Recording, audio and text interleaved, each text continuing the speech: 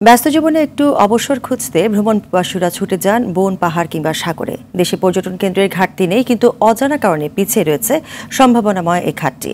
জিডিপির 3 থেকে 4% পর্যটন থেকে আয় হলেও পর্যটন কর্পোরেশন স্বপ্ন দেখছে তা ডাবল ডিজিটে নিতে, সাথে কর্মসংস্থান বাড়ানোর পরিকল্পনা সংস্থাটির। আরও জানাচ্ছেন মাইদুর রহমান রুবেল। পুরানো দিয়ে নতুন নিতে আজই চলে আসুন আপনার নিকটস্থ ওয়ালটন শোরুমে।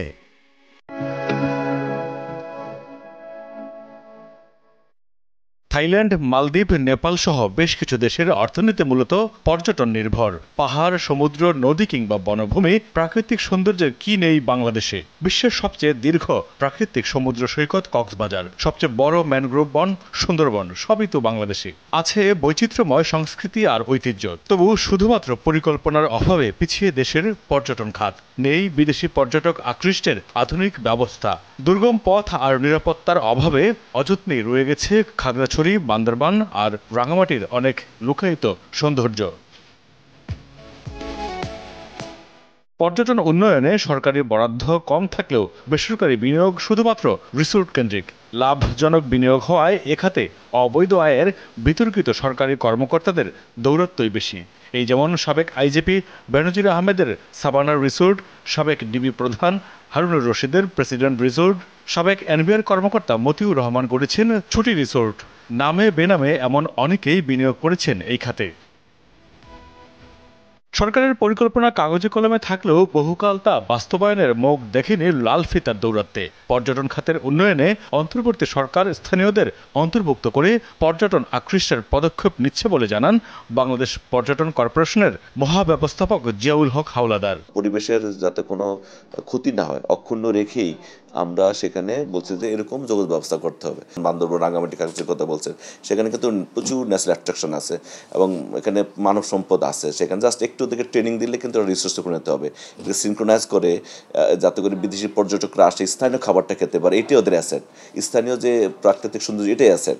এবং ওখানকার যে সাংস্কৃতিক ঐতিহ্য এবং বৈচিত্র্যতা, সেটাই কিন্তু অ্যাসেট।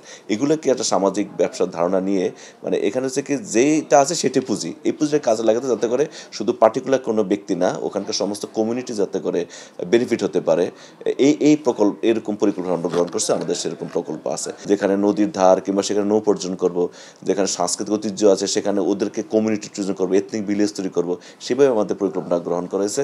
এছাড়া আপনি জানেন যে যত বেশি পর্যটক আসবে তত বেশি আমাদের ফরেন রিজার্ভও বাড়বে, কারণ একজন পর্যটক কিন্তু আসে, সে ডলার নিয়ে আসে, সে কিন্তু নিয়ে যায় না, ডলার রেখে যায়, এবং সে কিন্তু নিয়ে যায় শুধুমাত্র তার একটা ছবি আর মেমোরি। বিদেশি পর্যটক গুরুত্ব দিছি এবং আমাদের যাতে বিদেশি বিনিয়োগ বাড়ে সেটাও আমরা পরিকল্পনা গ্রহণ করেছি। বর্তমানে দেশে 23 লাখ মানুষ জড়িত পর্যটন খাতে। বিদেশি পর্যটক আকৃষ্ট করতে পারলে বিদেশি বিনিয়োগ বাড়ানো সম্ভব বলে মনে করেন এই কর্মকর্তা। পরিকল্পনা যদি আমি মানুষকে, ওখানকার স্থানীয় মানুষকে বাদ দিয়ে করি তাহলে কিন্তু তারা আগ্রহী হবে না। একসময় পর্যটকরা গেলে একটা পোস্টার সিস্টেম তৈরি হবে, কারণ তাদের ওয়েলকাম, লোকাল যদি ওয়েলকাম না করে পর্যটকদেরকে, তাহলে কিন্তু পর্যটকরা স্বাচ্ছন্দ্য বোধ করবে না এবং তারও খরচ করবে না।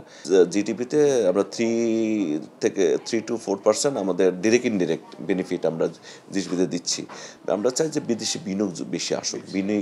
বিনিয়োগ সরকারের তো একটা পথ দেখাবে, সরকার দেখাচ্ছে এবং আরও প্রকল্প নেবে, কিন্তু বিগ একটা জাম্প দেওয়ার জন্য, যেমন আমাদের এক্সক্লুসিভ ট্যুরিজম জোন শাহপুরের দ্বীপ কিংবা আমাদের যে সাবরাঙে টেকনাফের এলাকায় এবং আরো অন্যান্য যে এক্সক্লুসিভলি করার জন্য আমাদের বিদেশি বিনিয়োগ দরকার। পর্যটন শিল্প থেকে বিশ্বের সবচেয়ে বেশি আয় করে যুক্তরাষ্ট্র। আয়ের দিক থেকে পার্শ্ববর্তী ভারত 12 নম্বরে থাকলেও বাংলাদেশ তার ধারে কাছেও নেই। মাইদুর রহমান রুবেল, RTV, ঢাকা।